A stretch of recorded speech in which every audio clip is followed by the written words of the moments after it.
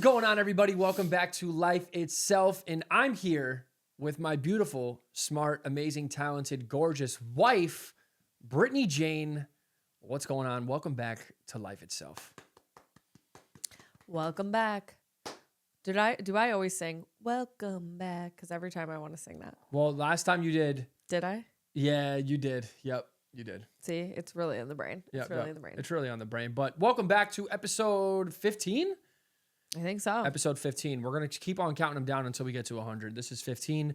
Thank you guys so much for watching. I am your host, your co-host, Bobby Souls.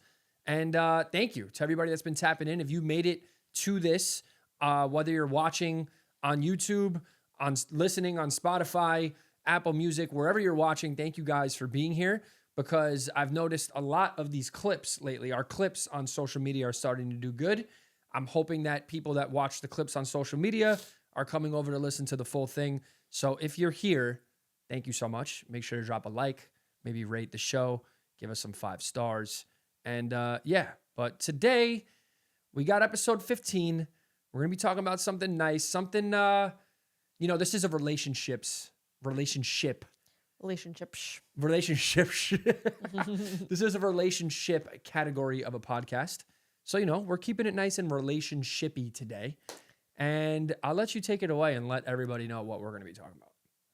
Well, we're following up from last week where we kind of recapped our wedding a little bit.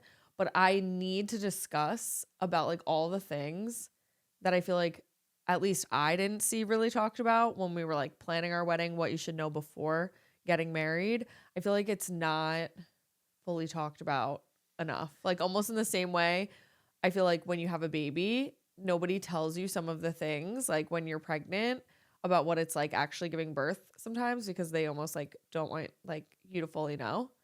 But we need to talk about it for when you're planning a wedding and for getting married. Yeah, I'm totally here for it. I know it was one of the craziest times of our life, still is one of the craziest years of our life. Speaking on the recap of last episode, it was our first episode back from a month and a half long hiatus after getting married, after our baby boy Moon got a little sick. He's doing very, very much better now. Mm-hmm. So that's great. But yeah, last episode was chaotic. It was great just to, be back and get into the flow of things. But yeah, today we're going to be talking about, the befores and afters of what it's like getting married. So it's going to be a good one. Yeah. I feel like there are so many things that I wasn't ready for when we went, you proposed and then we got married, a year and a half later? Yeah, ish. Because you proposed in March and we got married the following August. Yep. Yeah. So a year and a half. Ish.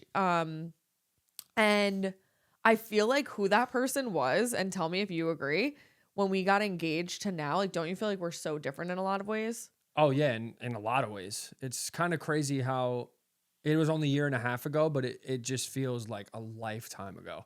So much has changed since then.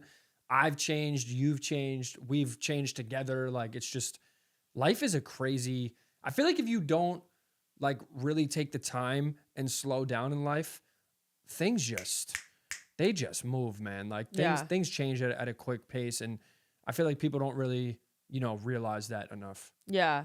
Yeah, it's you're going to change anyway, obviously, in a year and a half, but I feel like when you go through big life changes at the same time, it is a catalyst for that. It exacerbates it even further, because we talked about it a little bit last episode where it's just such a confronting time because you have no choice but to look at some of these things that maybe weren't even necessarily avoiding, but you just didn't have a reason to really look at them with such a microscope, the way that when you are planning a wedding and preparing to be in a marriage, you do. You can kind of just, okay, we'll deal with that tomorrow. Or oh, we don't have a situation that's putting us in it to actually have to look at it. When you have a wedding and you're planning for things, you're budgeting, you're deciding what's more important than this thing, all of a sudden you have to make really hard decisions that I think make you grow as a couple, but also as a person.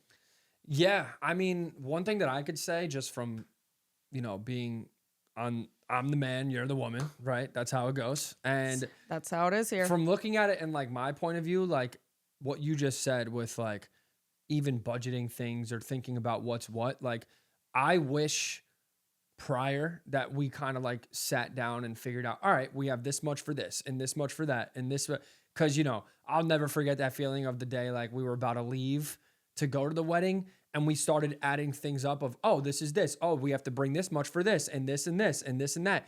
And it just felt like, holy shit, like how much money are we spending? Yeah. Like, because we never really talked about it. It was just kind of like, look, I want to have a magical day with you and whatever it costs, it's going to cost. And we never really like budgeted anything, which sounds crazy. Well, okay, that's not true. Well, you did. You didn't budget anything. I budgeted things, but I think that so that's part of, in my brain, I have it like 5 kind of like key things that I feel like I wish that I knew going into the process and like what comes along with each of those. And one of those, like you're talking about, is I feel like first and foremost, I wish we kind of just sat down and got on the same page fully because I feel like we discuss things. Obviously, I'm not just like sitting around like doing all of this and you have no idea what's going on. But as a lot of times it is with a man and a woman planning a wedding, a lot of times the man's not as involved. It's not really a priority as much. Not the marriage. Like I knew you wanted to be married to me. We felt married for so long. We didn't need like an official thing to be like, you were married. But just like the planning of the actual wedding and like the event itself, you were kind of like, you got it. Like, I don't really need this like huge event. Like it's nice to have, but you weren't it was more my priority over yours. Whereas like same almost way where you really were, because I think that was the same year when you got your car, when you got your Cybertruck. Yeah. Yep. Yeah. And you like, to you, that was a really big like priority or purchase versus to me, the wedding was a important like priority and purchase. So anyway, the first thing I would say is like sitting down and getting on the same page to actually be like, okay, this is what I want. This is what you want. Where can we meet in the middle? Yeah. What's that going to cost? Mm-hmm. Like, do we want a big wedding? Do we want a small wedding? Do we want to spend a lot of money? Do we want to spend a little money? Do we want just family? Do we want a destination wedding? Do we want to stay local? Like, how big do we want our wedding party to be? All of these things. And then also budget being one of those too. But I think I didn't know what to expect. So I just got right into the planning. And then it was almost all of a sudden you're in it. And I wish we, like you said, sat down in the beginning and we're just kind of like, okay, what do you actually want? Be so real with me. This is what I actually want. And like, let's come to reality. Yeah, it's funny because I feel like as a man, like you said, it's kind of like, I wish we did that too, looking back on it. But it's also like, I feel like I just wanted to give you the day of your, like, you know, the fairy tale, like of what you wanted, you know what I mean? And it's like, for me, like, this is going to sound like whatever, but it's like every day, I always say this, like every day that we're together, whether it's, you know, us sitting on the couch, us going out to eat, us chilling in sweatpants, like no matter what it is, that's like the best day of our lives. Like the wedding, yes, was beautiful. And it's a time that we'll never forget. And I think you've mentioned to me before how like a wedding is a time where you have all your family and friends in a place and it might not ever happen again in your whole life. So it's like, that was great. But I do think that, you know, you just want to give your wife or your fiance like everything. And it's kind of like, you don't really take the time to think about what that looks like. I'm lucky that, you know, you did plan so hard and you did like, even though we didn't do it together, I just was like, she got it under control, which I do that a lot as the man.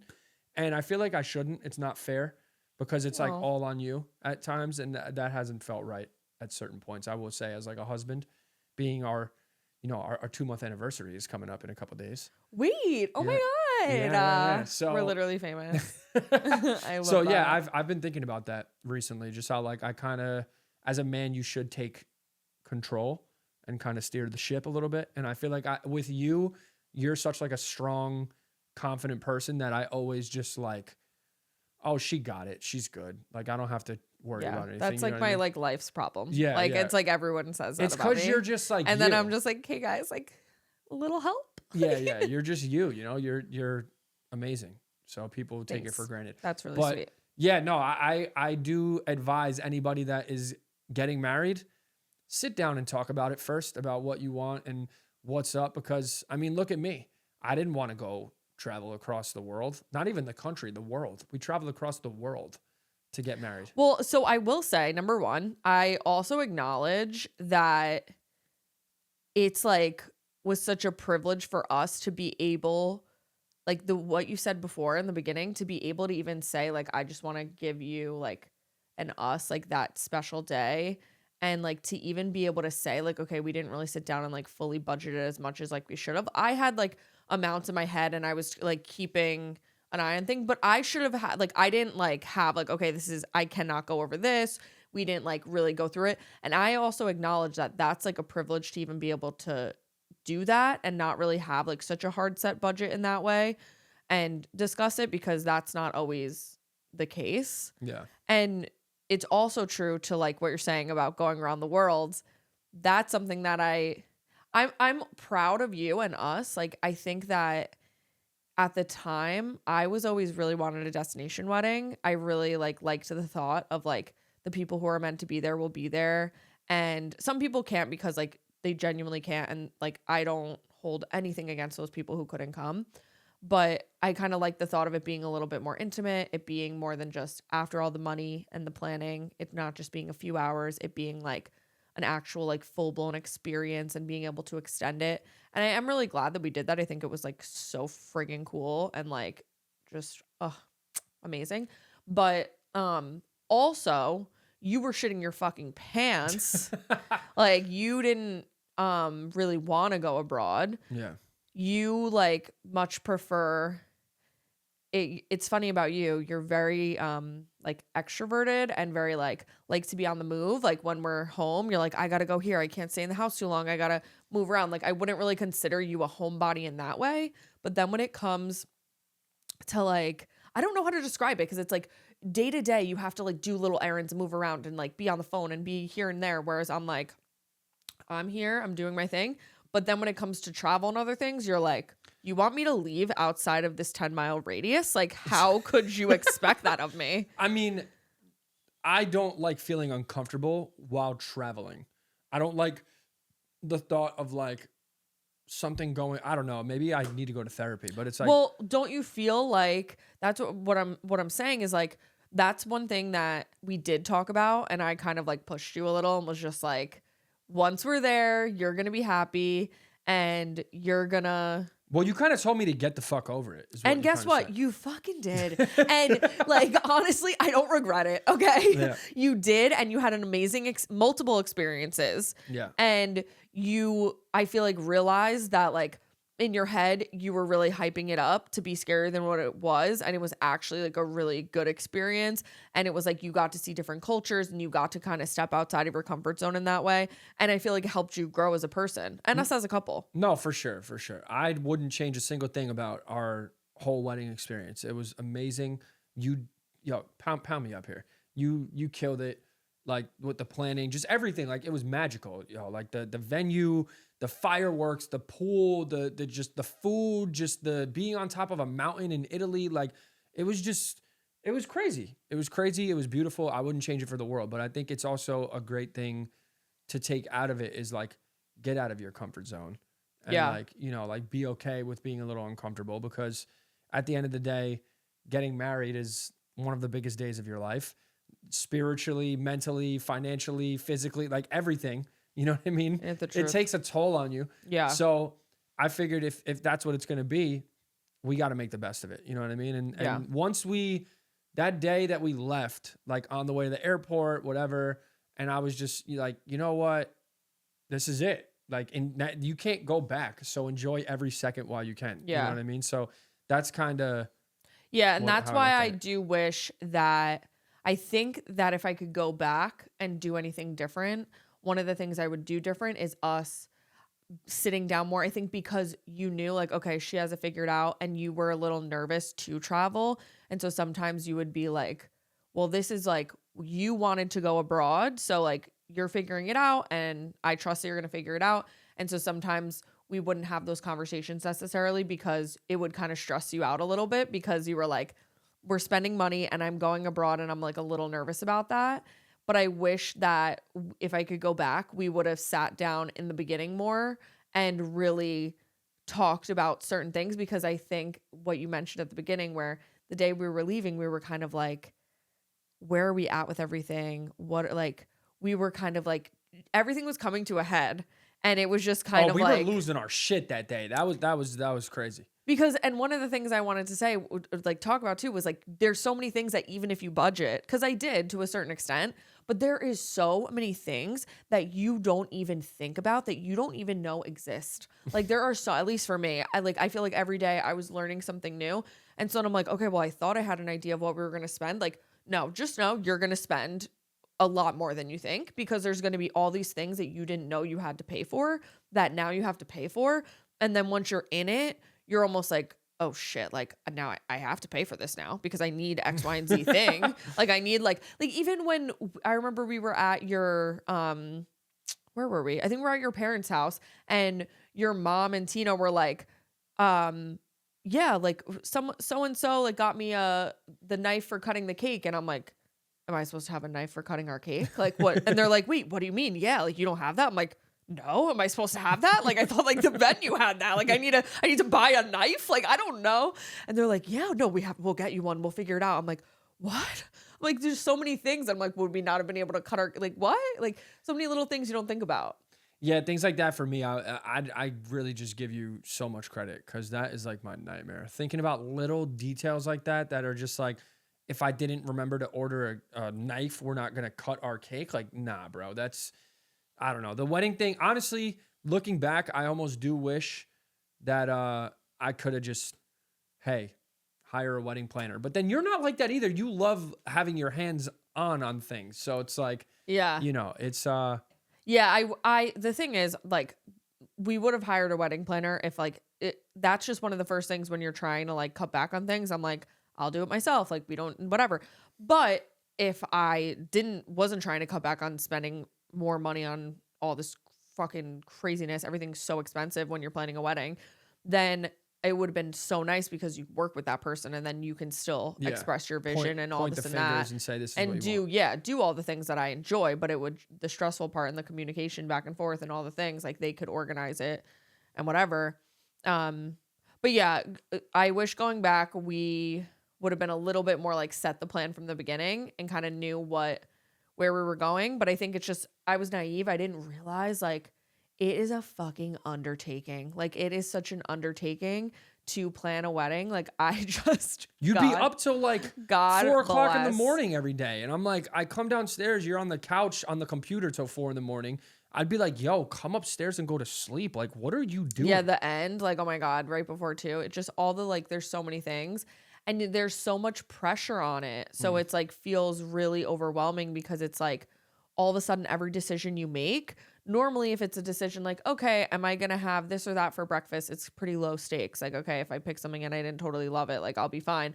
But in this case, it's like every decision feels like so important. So you're like, if I pick this and what if I hate it, then it's locked in and we paid all this money and then I don't like it and then it's in the photos forever, then this, and like it just feels like so intense. But then going back, it's like you have to almost just kind of boom, boom, boom, boom, boom. Because when you start overthinking, drive yourself so crazy, which like I did do that to myself like every day. And it's really exhausting. Like, no, it's I don't know how you did it. Honestly, my ADHD is going crazy right now as we're talking about this. You know what word I hate? What? I hate the word simp. Okay. You know? Like Right. as a man, I feel like that word is thrown out a lot. And it's like, I'm not a simp.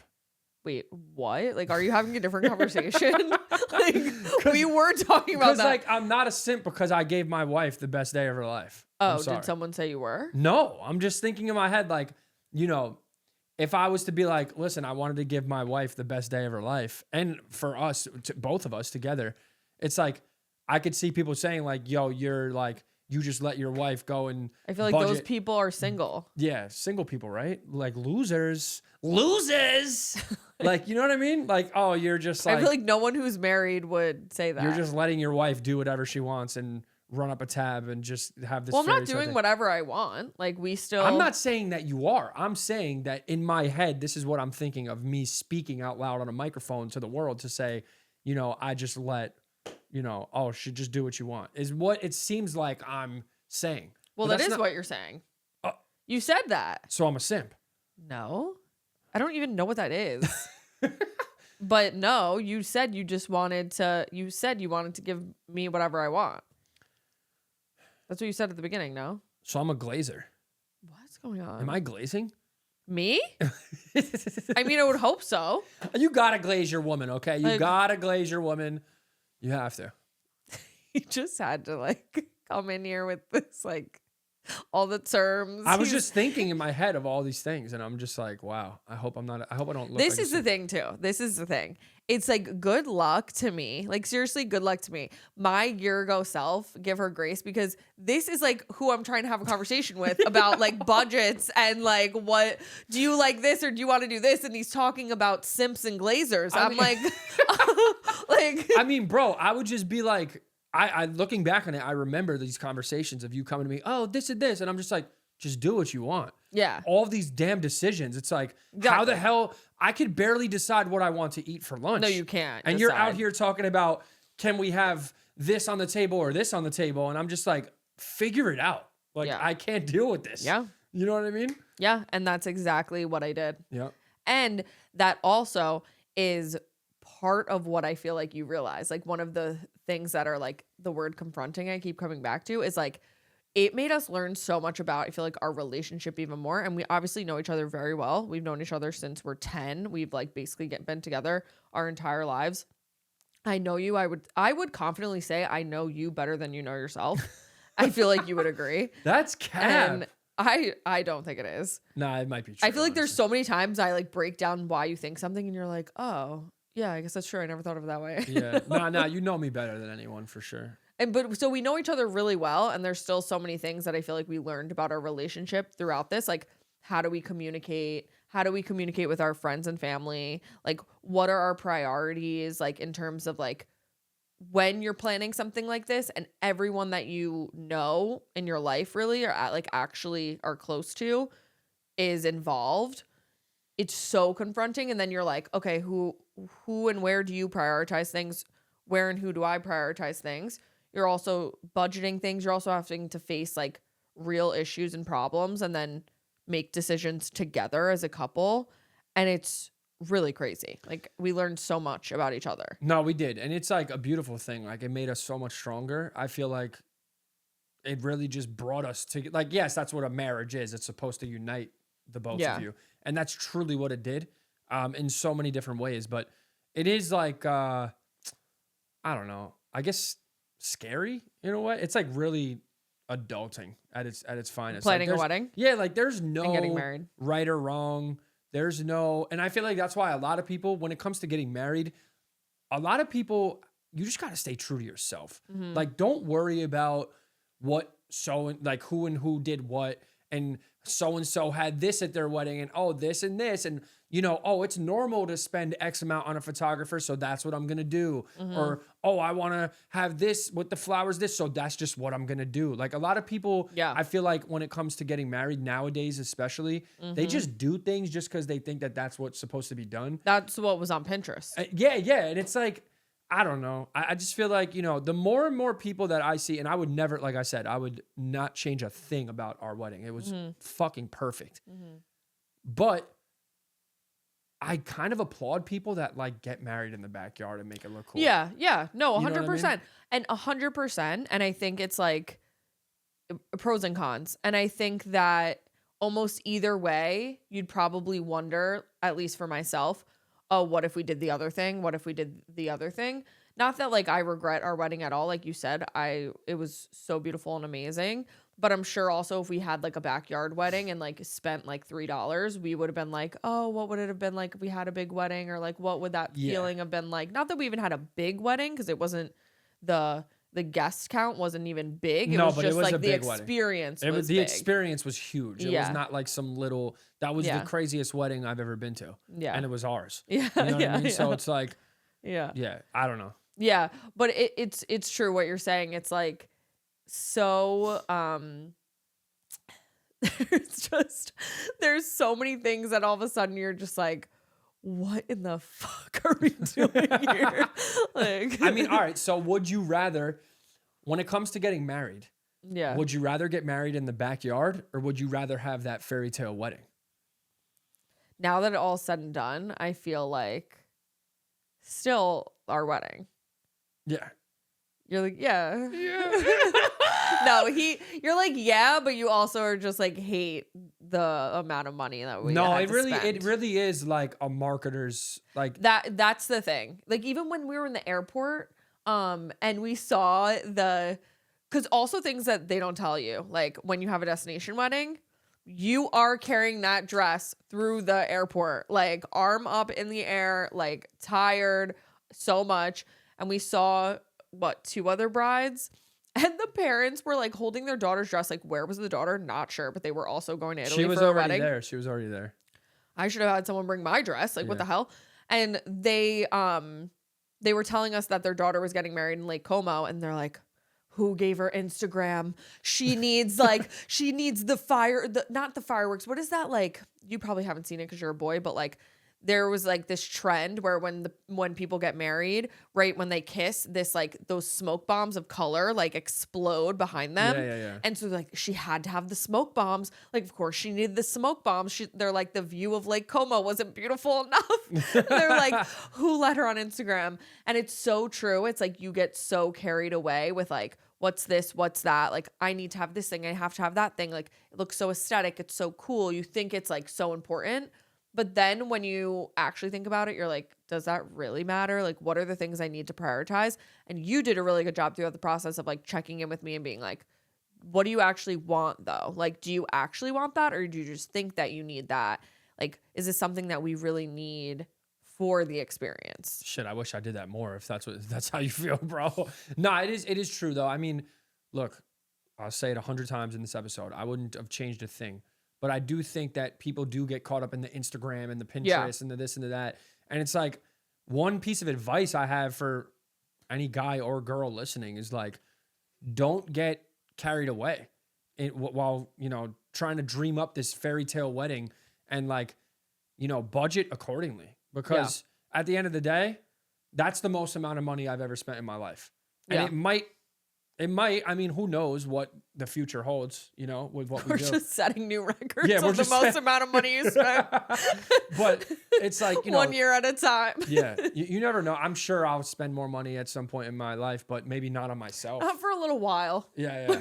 We're good. I think we've heard it a few times where, a lot of expensive purchases in the past like few years. Yeah. And but look, don't get too caught up in trying to, I don't know, maybe some people want to impress someone or think that, oh, well, I'm a queen, so I deserve a fairy tale wedding. And it's like, you could still be a queen and not spend your life savings on trying to, do it for the gram. I say this all the time when I see these weddings, and this isn't coming from our wedding standpoint. It's when I see other people get married. Mm-hmm. I'll be scrolling and I'm like, okay, like you just did all this for the gram. Yeah. Like it looks performative. It looks like you've spent all this money and you went and got married so you could post a carousel of Instagram posts.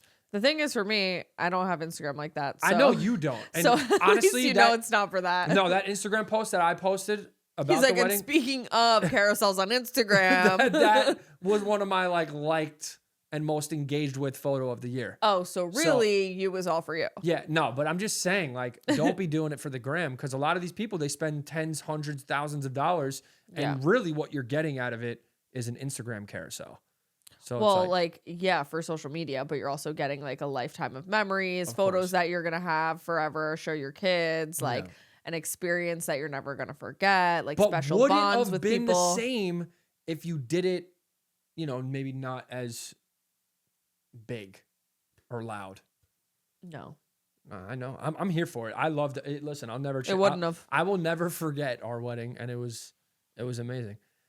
It really wouldn't have. Like it wouldn't have. Like it wouldn't have. Like, are you kidding? Yeah. Like no, it would have still been beautiful no matter what we did. We could have had a party right here, and it would have been it would have been awesome. It would have been great. Like no, but that experience, it wouldn't have been like that. I can't wait to see our wedding. Can we talk about that actually? Speaking of weddings, why do the videos take half a year to get back to you? I don't know if that's everybody. I've heard that's like a normal. That's like a pretty standard. It is? Okay. Yeah, like that's like months. It takes It's fine months. with me because you know what? If like you're working that hard in it and it's like you spend all this money on it and if they want to like spend the time, like spend the time. We're going to have it for the rest of our life.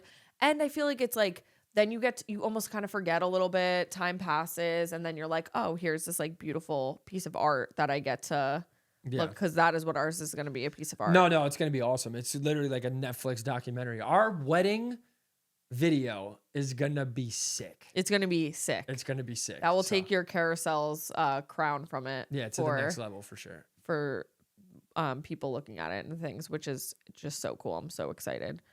But anyway, yeah, so I feel like all of those things, you just really realize the budgeting, but like one of the things that came to mind when I was thinking of like what I wish I knew, like before we got married, when I was planning a wedding, all the things, is all of those like true colors that you see. So it's like, I feel like we got to see our true colors in ourselves, like when you're under pressure, when you're stressed, when it's like your back's against the wall at times, which sounds kind of crazy when you're planning a wedding, but like anyone who's planned a wedding like knows what I'm talking about.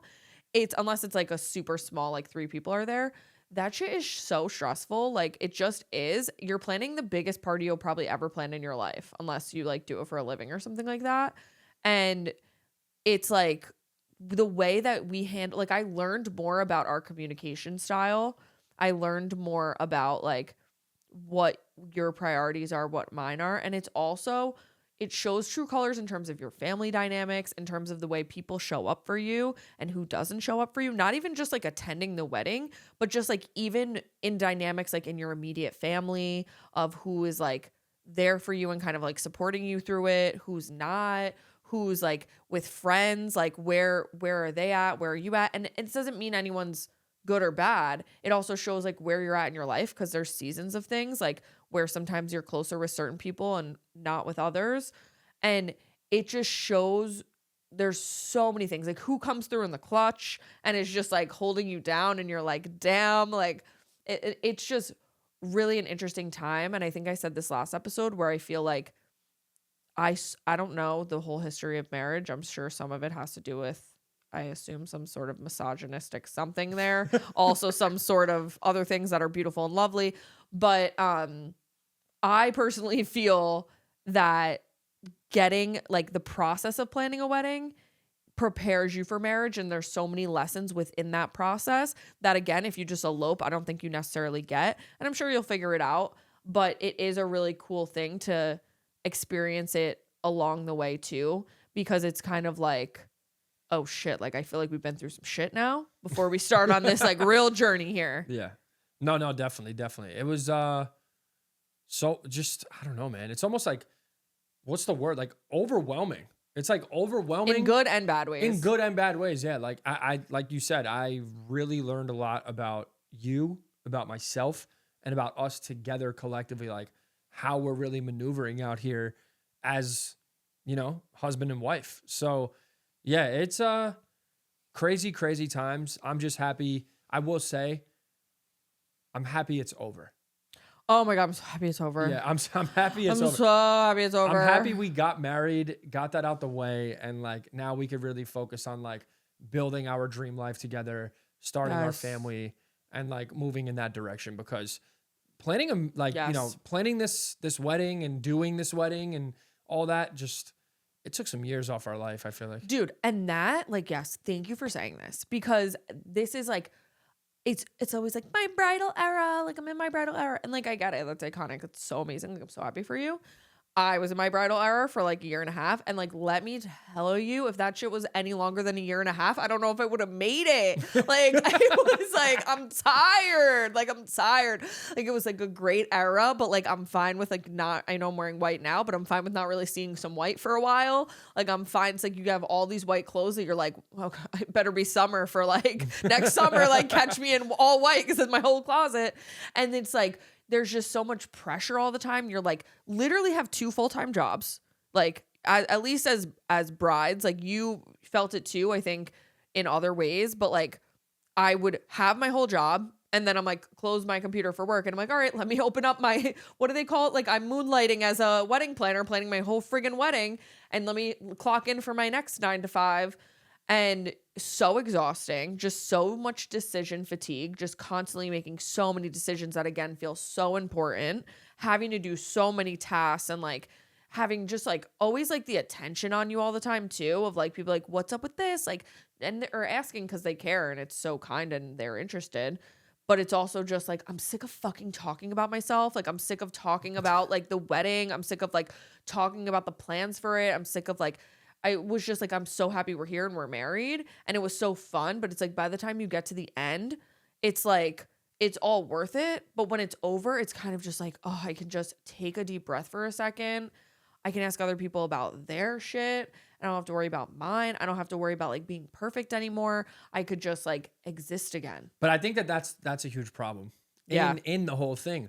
It's these wedding days have been like put on this pedestal because of social media or whatever it is in today's day and age. Yes. And it's like, you don't have to be perfect. Yes. You don't. It does not need to be perfect. No matter, like people forget that a wedding is about your love, the man, the woman, whoever it is. Yeah. Both of yours love. Yep.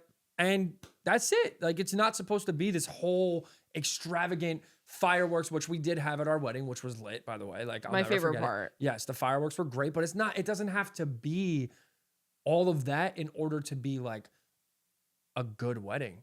Right. You know Of what I course. mean? No, of course. And that's something that also I wish someone had told me when I was going through that process, especially as women. I'm sure as men, there's some pressure too. It sucks being a man. It sucks being a man. I'm going to tell you Hot why. take. Because once you're a man and you're a husband. Once you're a man, okay. I'm not Does a that mean dad once yet. you're a boy and then go to a man? Yeah, exactly. Once you grow up. Once you grow up, which that's a whole nother topic for I think we could do an episode on. But once Okay. you are a man, Okay. it's like the things that we have to worry about suck. You know? Same. Like you're the head of the house. You have so much pressure of you have to make the decisions and you have to like be strong and you can't show emotion. Otherwise you're weak. Well, you And can show emotion. you know though. what I'm saying though? And like financially, your wife can't pay for anything. Otherwise, that's not your wife. Okay? Guys, if you let your wife pay for anything, that's not your wife. She's for the streets. Someone else can take her. If you know what I mean? Like that's how it's looked at.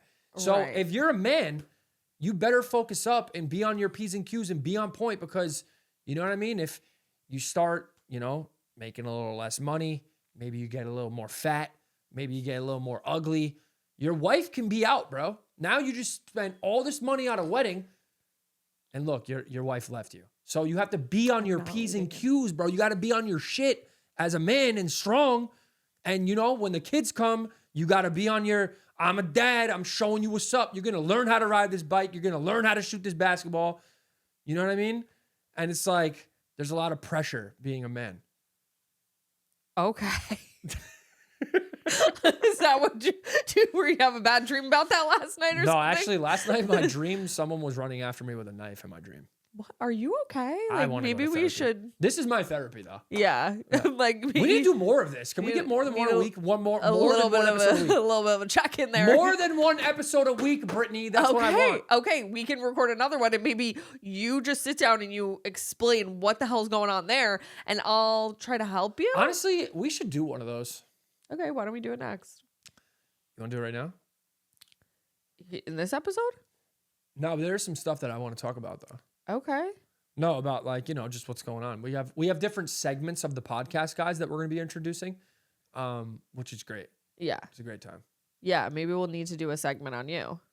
Well, yeah, eventually, yeah.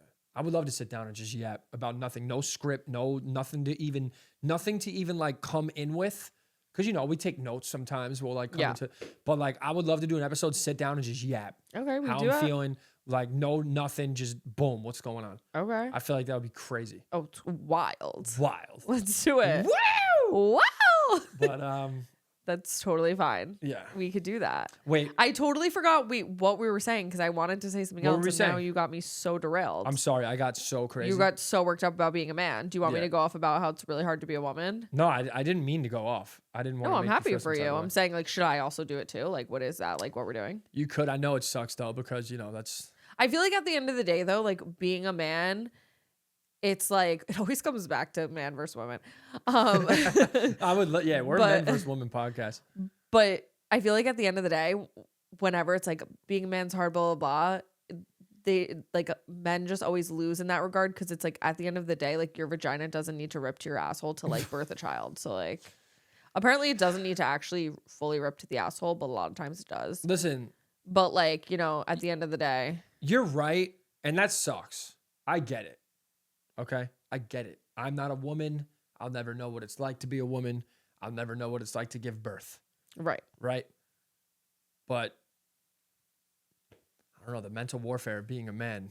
Well, I think we both have mental warfare. I don't think it's a competition. No, I was it's not just saying, never. I feel like in general, it's always like when a guy complains, women are like, okay, but All right, but you want me to know you want to know how I'm really feeling? what? Men aren't allowed to complain, and that's the problem. Wow. So you just did something controversial. Men aren't allowed to complain. Hmm. We can't complain. But you do. If you're whoa. Not you, just like men in general. Well, like you did, but like Whoa. I just mean in general. Yeah, no. It's just, you know, It's not like there's no men complaining out there. it always comes back to Andrew Tate. Oh. What? I always think about how, you know, he's a strong man. Yeah. Interesting. Like, you know, when you think of a man, who do you think of? Not him. Not him? No. Really? Really. Are you serious? I feel like he like talks down about women. And Yeah. real men don't do that. Real No, but men that's, aren't like that's for clicks. aren't That's like not, threatened by I don't think that that's real. I think he does that to get people to like stir up, you know, whatever it is online. I think that's a marketing tactic. I don't think he actually believes those things. Really? I don't. I mean, I think no normal human being thinks like that. I think he thinks like that. I don't know. So yeah, I don't think that like Like when you think of a man, what do you think of? you. Yeah. That's why you're my wife. That's great. That's great. It's great. It's really great. Anything else about marriages? Yes. What I was gonna say, my last thing, and then we can move on, Mhm.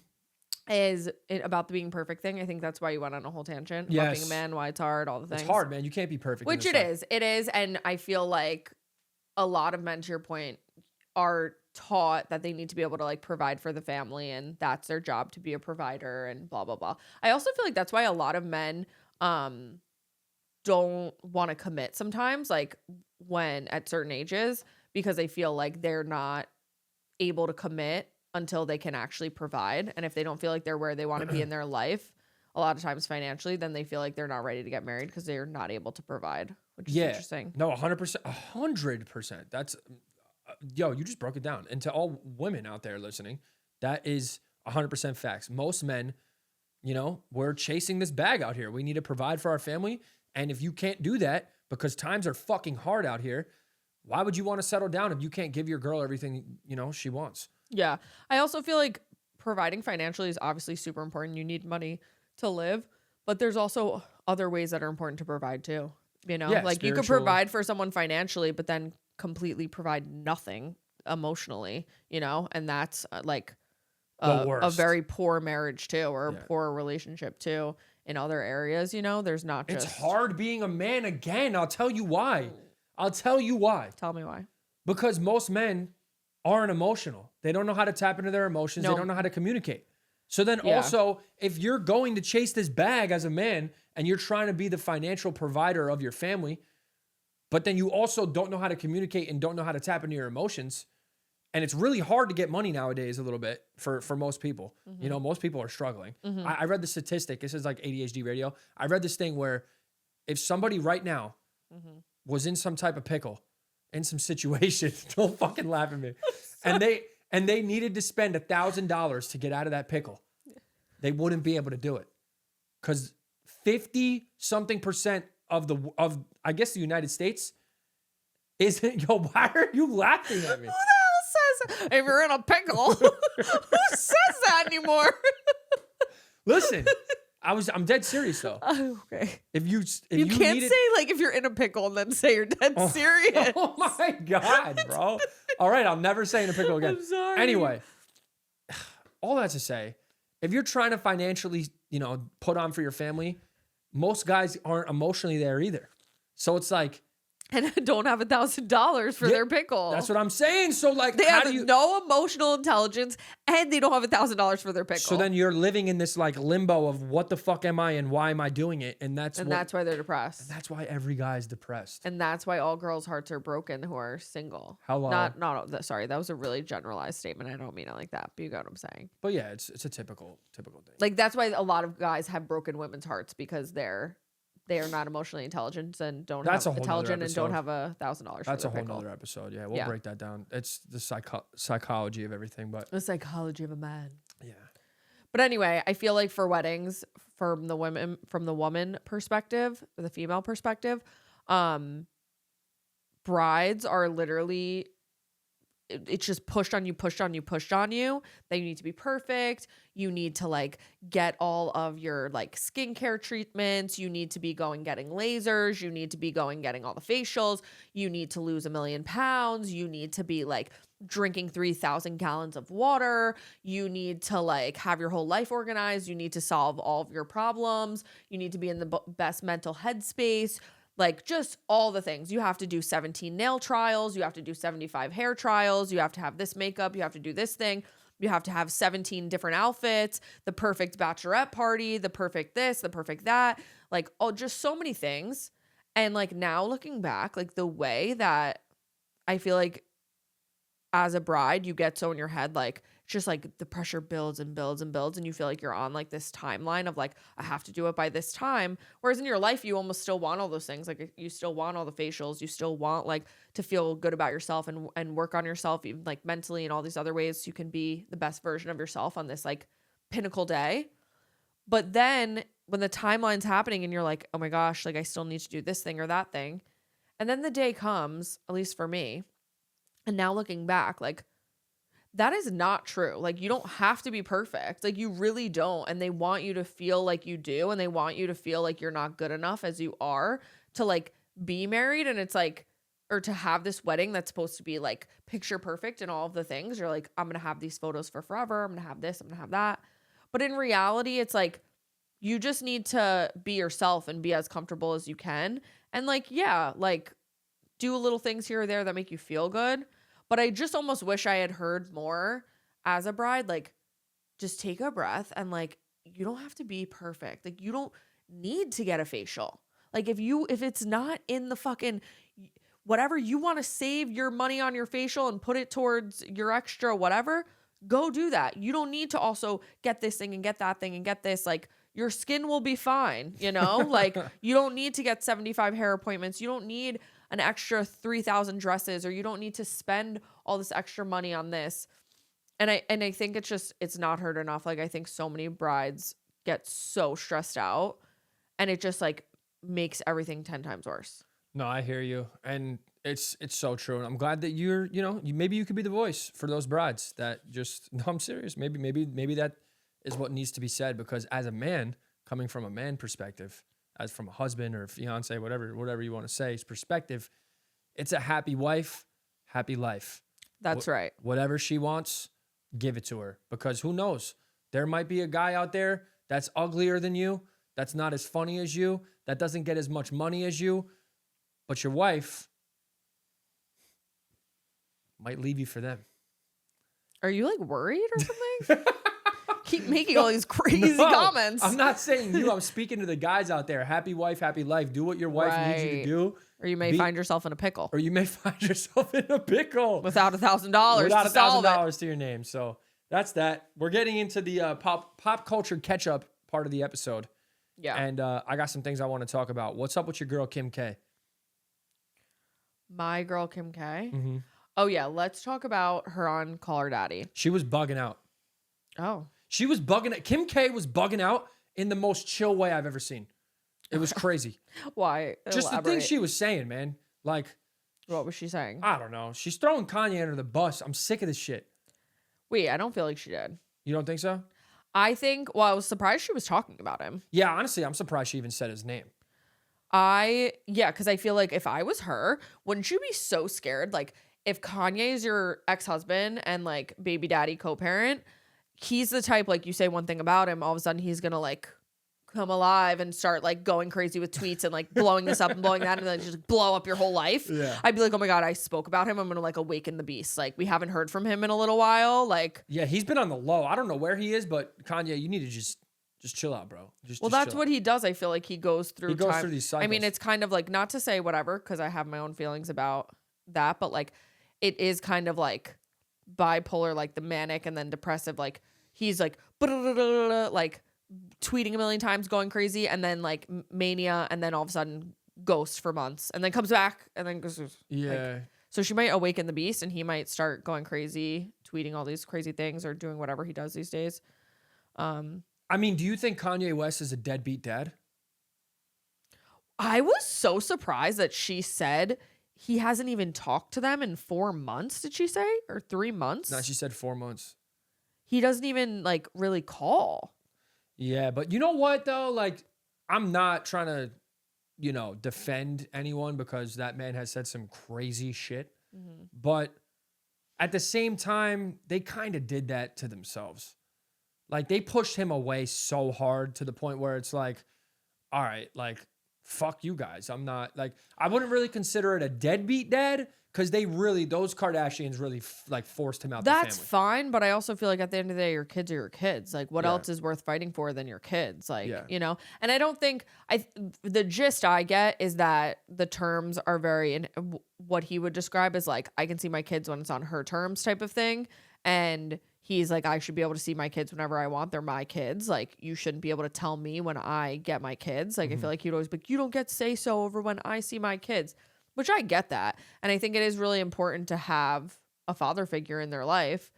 I think that he's very like, I don't want them going to these schools that they're going to. I don't want them hanging out with these people they're hanging out with, whatever. But then I also think some of the situations he probably would put them in isn't ideal either at certain times. Yeah, I mean, like, what the hell is he doing? Nah, he's with crazy. Like vaginas out on the red carpet, and then you're gonna have like your 5-year-old like just like standing there looking at his stepmom's vagina? Like, that feels inappropriate. Yeah. So yeah, I don't know, Kanye. I hope you're all right. And yeah, that Kim K stuff was kind of wild to hear that Kanye West is a deadbeat dad. No, it's true. That's what she said. That's what she said, basically. Yeah, no, it was really crazy. I was surprised that because she mentioned that I watched the interview and she mentioned that she didn't know the questions. And so I was surprised like she was so open about the questions, like answering how she did. Just especially when it comes to him, because I really do feel like she has to feel like I'm going to awaken the beast and like just doesn't want to have to deal with his like everything.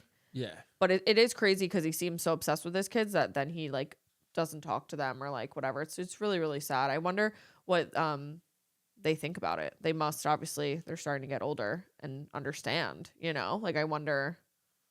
Yeah, they're definitely understanding at some point. But I do think that, it's kind of crazy that Kim K is like a billionaire because she went from, sucking dick on camera to now making all this money. It's like, yeah, right. It's kind of wild if you think about it. No, it's insane. Like, her standards are set so high on these men now because I know that in the episode, Alex Cooper, right? Yeah. Alex Cooper. You always get Alex Cooper and Alex Earl confused. They look pretty really similar. Funny. They have do. podcasts and stuff. It's like, whatever. Right. But Alex Cooper, yeah, she's like, what are you looking for in a man? And she's like, oh, I'm looking for a neuroscientist and a lawyer and whatever. And it's like, how do you go from having like I said, sucking dick on camera to now you're looking for neuroscientists and lawyers? Like, how did you become this? Well, what I find so interesting too is like I feel like that's why she does all the shit she does. Like you didn't need to become a lawyer. You didn't need to become an actress. Like you would think, okay, you're a billionaire. Spend all the time you can with your kids while they're young, and then do that shit later. If anything, like you don't need to work so hard. You know what I mean? But I feel like she has something to prove. Like she's like, okay, I came up for like literally a sex tape and literally being famous for nothing. Like, I'm going to prove that I'm not dumb by becoming a lawyer. I'm going to prove I do have talent by becoming an actress. I not only do businesses, I'm a mom, I do X, Y, and Z. It's like, it's never like she's always has something to prove because of that. I feel like. Nah, Kim K's got stuff to prove. And honestly, she's doing it. She's proving it. She's proven it. Like it is what it is. Like you could not like her all you want. You could hate on her. People that are that successful aren't going to have everyone that loves them. Most of the time, everyone's going to hate them because you're never going to have what Kim K has. So it makes sense. But, she's doing it. She's doing it. I can't hate on her. most people shouldn't be even allowed to hate on her Yeah. because you're not in the same bracket of a human being as her. Yeah. Like the way that she thinks, she didn't even know how much a milk carton costs. Like, you know what I I mean? honestly don't either. Yeah. But But you know what I'm saying? Like, but not because I'm obviously not because I'm as rich as Kim K, but because like which kind are we talking about? no, but you know Is what it organic? Is it almond? Is it No, whole? it's not almonds. Oh. No, it is not. We don't like almonds. But yeah, that was crazy. Another one that is actually been on my mind. I just want to get it off my chest. You know, I might be getting a new iPhone, Okay. and I feel Wait, like I wasn't done with Kim K. But oh, you're fine. not? No, because we didn't. Well, you're a boy, so you don't care. What? But she talked about how she's coming out with a beauty line with Skims now. Oh, that was on the top of your mind. Yeah, because I thought that was so interesting. But you're a boy, so you don't care. But I'm going to talk about it anyway. Okay. She had KKW Beauty. Yeah, that Kim I know. I Kardashian know that. West. Yes, I know that. Okay, but then like she got divorced and she was like, oh, we got to lose the West. And then she was like, I'm going to do a whole new kind of beauty line, whatever. Then that kind of like didn't do so hot. It was like skincare, like weird shapes, like tissue boxes. I don't know what was happening. And then it kind of like went off into the night and everyone was like, what happened, girl? And then she announced, I swear she gave that to Call Her Daddy, like as a, like an exclusive announcement type of thing. Which go off Alex Cooper, I guess. But she said that she's doing Skims Beauty, like beauty under Skims for makeup and probably skincare and all the things. I find that so interesting because it's just crazy how just because you're Kim K, you could do whatever the hell you want.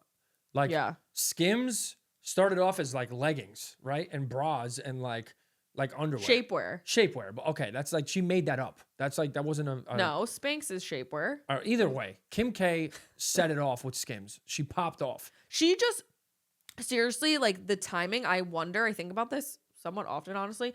I wonder if Skims would be what it was if COVID didn't happen, because she came out with Skims and then it was shapewear and then it quickly morphed into like loungewear. But that was like right around the same time when everyone then was in lockdown and had to stay home.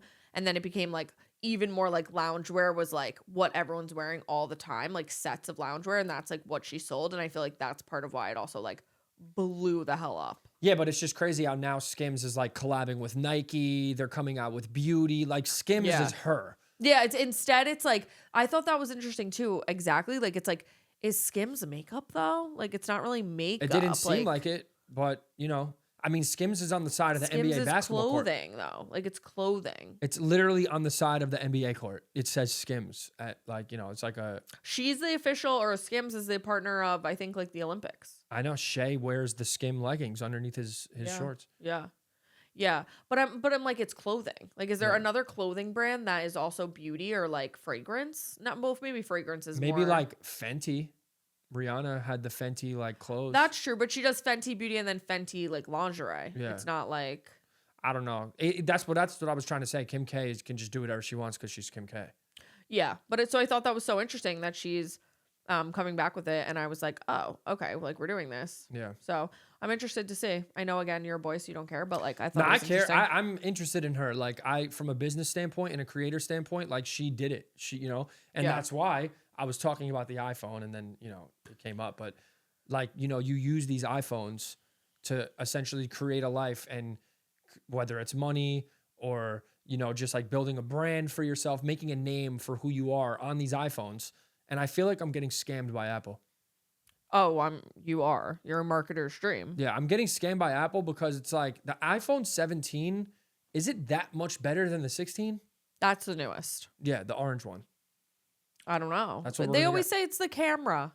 They always say it's That's the what camera. I mean. I feel like I'm being scammed by Apple because it's the same thing every year. Just the camera gets better. It moves a little quicker. And I mean, that's really it. Like that's why I have like the iPhone. What do I have? You have the 14. That's old. It's 3 years old. Yeah, I don't even know the number because I just think it's like I don't know what I have. Like people are like, I think it's just all the same. Mine works perfectly fine, and you get the updates anyway. What the hell's the difference? Yeah, well, they do scam you by every year that a new phone comes out. The longer you wait, the slower your old phone gets. My phone's doing fine. Yeah, no, it is. Your phone is doing good. And honestly, I'm going to get the orange phone just because I'm a marketer's dream. Right. But what I'm really excited about is the folding iPhone. Yeah, when they come out with that, then I feel like that's tea. It's going to get crazy. Yeah. That's pretty cool. That's definitely something that's worth, marketer's dream. I'm going to go spend the money. But what I did like about the iPhone 17, that's a new one, yeah. is that I liked how the back has that like built-in magnet. I mean, the part of me that's like concerned about the EMF and then adding another magnet onto it, which is like going to further amplify the EMF, I wasn't loving. But it is cool that you could then like you have a case, even if you have the Octo Buddy or you have like the little wallet on the back or you have a pop socket, instead of having to get like sticky, you just put your case on and you could change them out quickly and you don't have to like I have a pop socket on my phone right now, but it's sticky. So if I wanted to like change out the pop socket, I basically can't use that pop socket again or I have to get a new case. So I thought that was really cool. Yeah. No, it's cool. Like I said, I feel like we've been getting scammed for the last couple of years on the iPhones. It's kind of annoying because, you got the Apple versus Android and everybody's always like, Android is so much better than Apple. And I'm always like, all right, chill out. Like those green bubbles are whack. Just the camera quality. They say it's better, but I don't care what anyone says. It looks trash.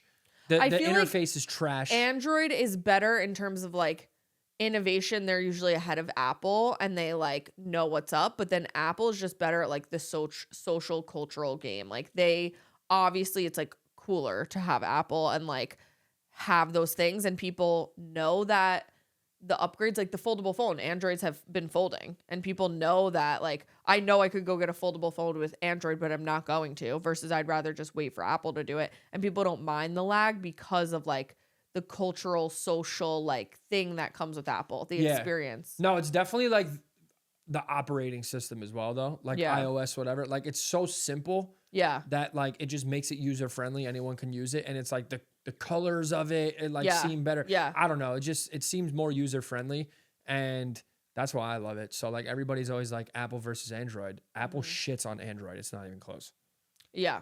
At least from my perspective of having never used an Android, I agree. I don't think you could pay me. I actually, you know what?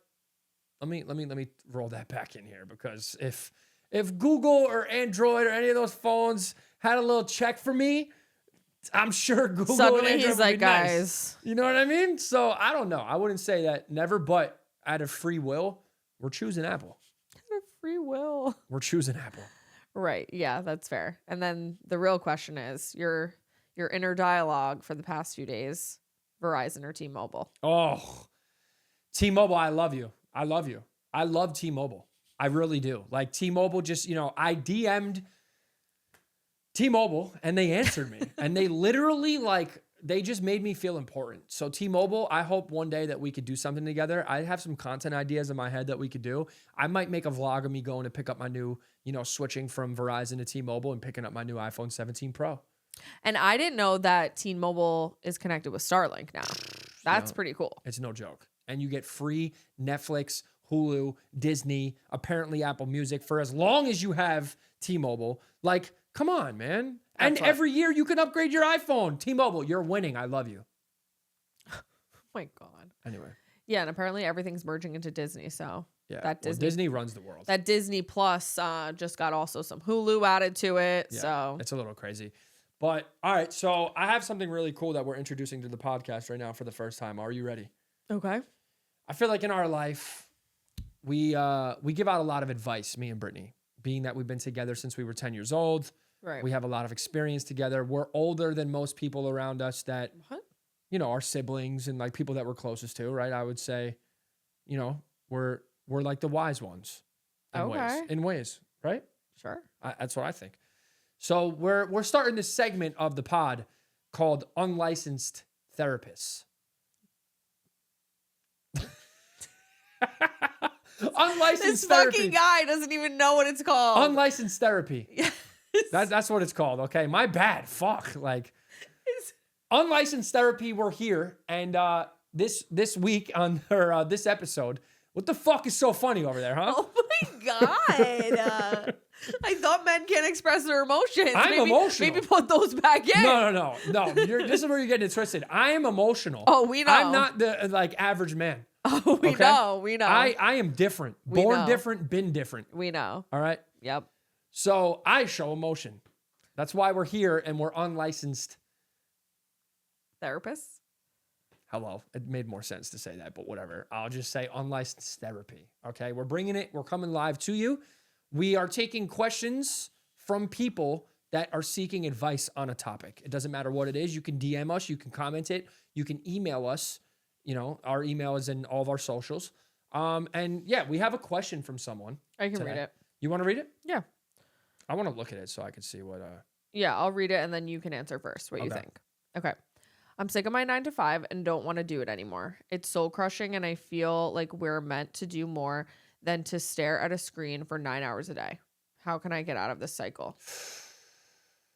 Okay, the 9 to 5 thing is kind of a tricky topic, tricky subject in today's world because I feel like everybody nowadays sees people on the internet, whether they're influencers, content creators, business owners, and they glorify being this type of person. Right. When it's a really hard, rude awakening for the people that think and see these things online that it is not what you think it is.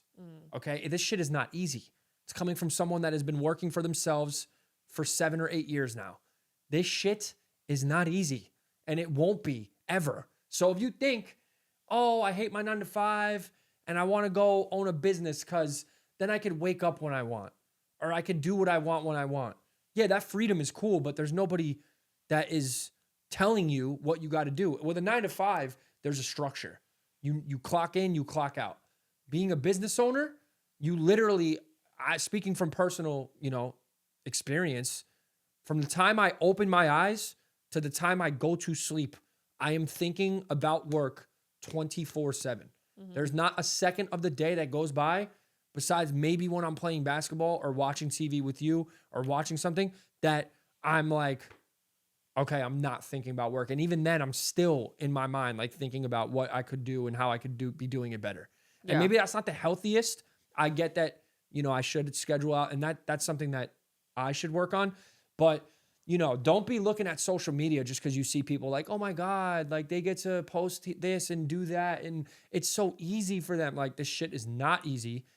So you're saying that the only way you can get out of the 9 to 5 struggle is by just getting a struggle that makes you think about it 24/7 and stress? Yeah, like I would rather struggle for myself than struggle for someone else and be told what to do and how to live my life. And there's like a cap on what you can do in this life. Right. Like I love with what we do, like there's no limit. Like I could make $10 million next year or I can make $10,000. It really just depends on what I'm doing, what energetically I'm putting in and what I'm getting out, Yeah. So that's a great thing. And that's like the American dream, right?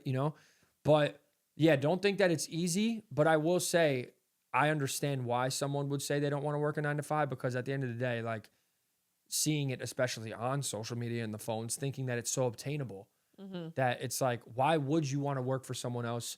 Why would you want to be, essentially living out someone else's dream? Like, you know what I mean? Like you're working for someone that had a dream of doing what they wanted to do. And now you're working for them. Yeah. So it's like, I get why people don't want to work a 9 to 5, but I do think that 9 to 5s are necessary all at the same time. People that need structure, need stability, need to be told what to do. I think that, 9 to 5s are for some people and being a business owner is for some people. And like I said, I think the internet is kind of like skewing people's perception and reality of thinking that this shit is easy when it's not. Yeah. I think too that, well, who knows if this person wants to be a business owner? Maybe they just want to get out of the cycle of whatever. Maybe like that means if you don't want to stare at a screen, maybe go be a farmer. Yeah. Maybe go figure out something to be outside because like you don't work a 9 to 5, but you're behind screens more than probably anybody I know. So it's like if they don't want to be behind a screen, then maybe they shouldn't be a content creator if they're just like whatever.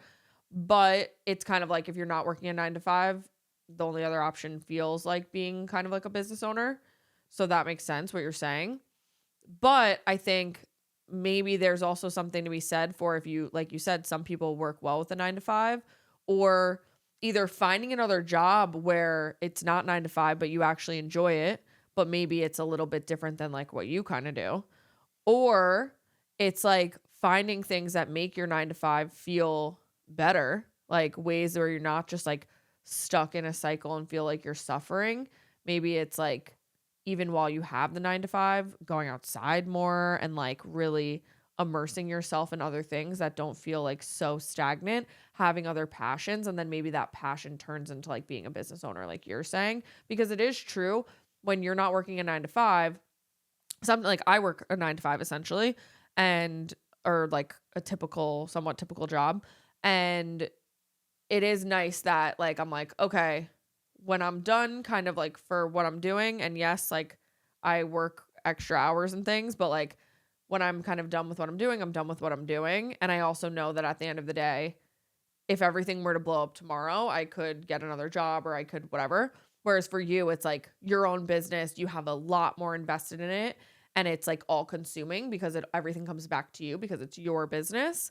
And there's definitely something to be said for that. Mhm. But I think if you're doing something that you're passionate about, then it doesn't feel so like, what did it say? Soul crushing. Yeah. So it's like, then it doesn't feel so soul crushing because you have a passion. So I would say go at it as if like for looking for something that you're passionate about, follow that passion and then see where that leads you. Like explore that passion, become really invested in that passion, understand how it could, maybe don't even look at how it can monetize you is what I was going to say, but maybe first just like explore the passion as a hobby on the side of your 9 to 5, see if it's actually something that you are truly passionate about and like long term would see you still having that passion, and then follow that and furthermore see how you can turn that into something that can become more your day to day rather than your 9 to 5, and continue to build upon it. So that way, when you're working 24/7, it doesn't feel soul crushing in the way a 9 to 5 does. Even though you're working extra hours, you feel excited and expansive because it's something that you really love. Yeah, no, that was really well said, because it is true. Maybe coming from someone like me where it does consume so much of my life, it almost is like, what's the difference, right? But I do think doing what you love, and I love creating things. It's not even necessarily like, yes, I don't want to say lucky because I worked my ass off for years without anything in return, but doing, building this brand, essentially, I turned my lifestyle into a career. That's always what I say, but it really stemmed down to like sneakers, fashion, all that stuff. Right. It does, things that you once loved, when you do it for so long as a job, it almost makes it kind of like it takes the love away from it. Not that I'll ever like not love sneakers and getting dressed and getting fly and doing all that stuff, but it does take a certain spark away from it because you do it so much. So that's a really good point. Yeah. And I think to answer part of that question too, it's something to consider when like sometimes the passion should just stay the passion and shouldn't be monetized, because like you said, sometimes it takes that away when it's one thing if it's monetized and you have other sources of income.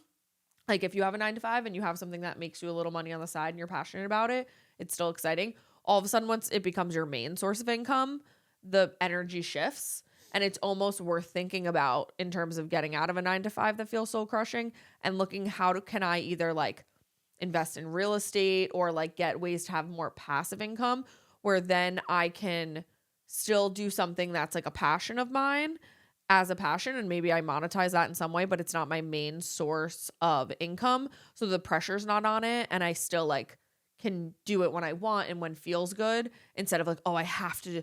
If you like love making art and want to sell, like you draw people's names beautifully and want to like sell name tags for a living or something like that, but then all of a sudden you have to make like 100 name tags in order to pay your rent, and you have to do it in like 2 days, and you're like want to die. That's not really helpful either. No, it is true. I think my advice to this whole thing is, if that's what you want, you got to be really sure of what you want and have a side hustle. Let your side hustle or your hobby or your passion flow. Let it flow. Keep doing it. Keep doing it. Keep doing it. It doesn't happen overnight. And if by the time you get, and you keep doing it, by the time you get to where you are able to make a little bit of money off of it, reevaluate then. Just keep doing it because you love it. Yeah. Don't worry about, I need to do this to get out of my 9 to 5, because you won't. You literally will not. Yeah. If you try to do it from a place of, I'm going to monetize getting out of this 9 to 5 on whatever my passion is, it's not going to work that way. So, And maybe if your 9 to 5 feels so soul crushing, maybe you find a different 9 to 5 while you build something else on the side. Because there's also 9 to 5s where you don't have to feel like absolutely horrible. You know, like yeah. there's definitely worse 9 to 5s than others.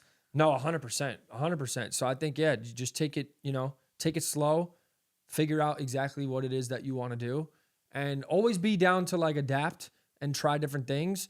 But I don't think that, it's so hard. It really is hard. It's not easy. And people think that it is because of like social media nowadays. And I do think you got to just take it one step at a time, take it one day at a time. And I think being an adult, honestly, is like, and this is something I want to really ingrain into our kids, like from a young age, because I feel like truly being an adult is really about like delayed gratification and just understanding that 90% of things in life, probably more, are gonna take you time and gonna be difficult in certain ways. Like you can't just like get $1 million by just like thinking about it. You know what I mean? Like it's like you're gonna have to do things that feel difficult. You're gonna have to do things where you have faith in yourself and persistence when it like doesn't make sense to do it. So it's also like knowing that going into it, that if you want to leave a 9 to 5 that feels soul crushing, it's like find a temporary solution while you build something that feels like expansive to your soul, not crushing to your soul. But understand that like in order to monetize that thing that may feel expansive to your soul, it's not gonna, very likely it's not gonna happen overnight. No, 100%. It took me 10 years to get to where I'm at. And I think you need to invest, like if you have that 9 to 5, stack your bread. Yeah. Stack your bread.